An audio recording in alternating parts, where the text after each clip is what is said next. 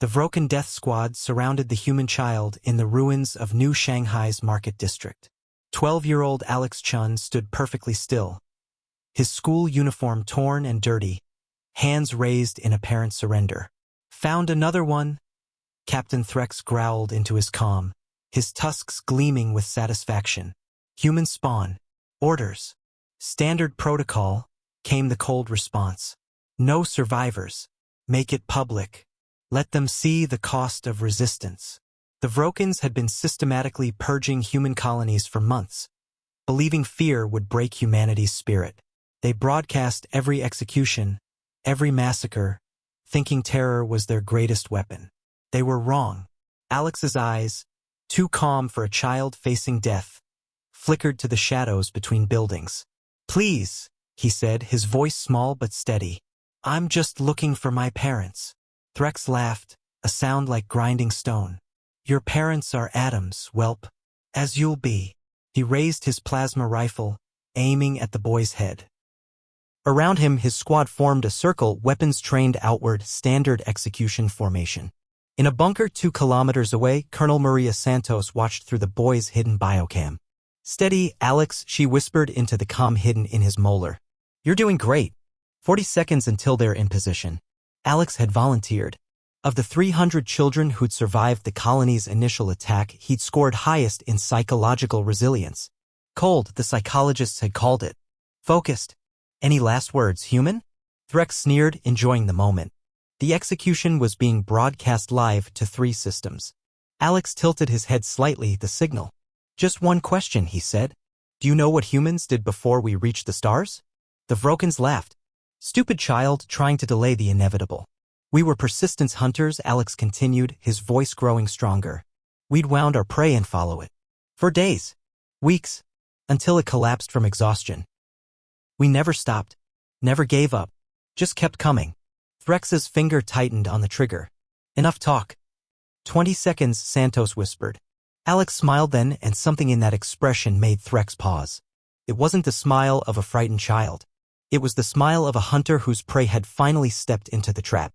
"You think you're hunting us," Alex said. "But we've been hunting you. Every massacre, every execution, we've been watching. Learning. Mapping your protocols, your formations, your broadcast frequencies." 10 seconds. The ground beneath the Vrokins' feet began to vibrate. Threx's eyes widened as his military instincts screamed danger. "Squad. Defensive formation." Too late. The market district erupted. Not with explosions, but with movement.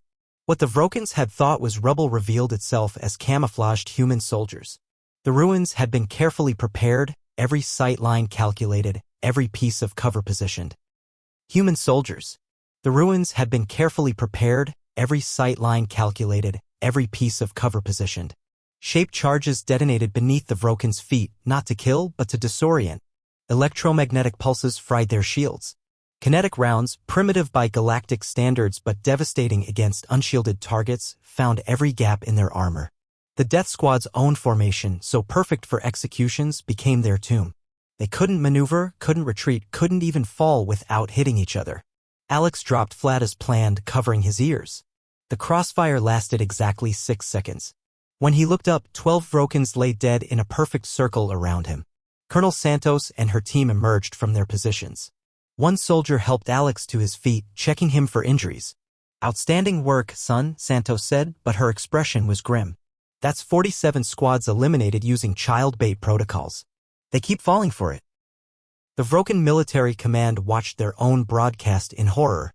The helpless human child stood among their elite soldiers' corpses, calmly dusting off his uniform. Alex looked directly into the still broadcasting camera. "You target our children because you think it makes us weak. But every child you threaten becomes bait. Every parent becomes a sniper. Every teacher, a saboteur." His young voice carried the weight of terrible truth. "We don't sacrifice our children. We turn them into weapons. And they volunteer." The broadcast cut to static. Across the galaxy, Vroken death squads received new orders: avoid human children at all costs. They might be bait. They might be bombs. They might be something worse. But the damage was done. Humanity had shown they'd use their own young as lures, turning parental instinct into tactical advantage. The hunters had become the hunted, afraid of 12-year-olds in school uniforms. The war turned that day. Not through superior firepower or technology, but through the terrifying revelation that humans would weaponize anything, even their own children's innocence.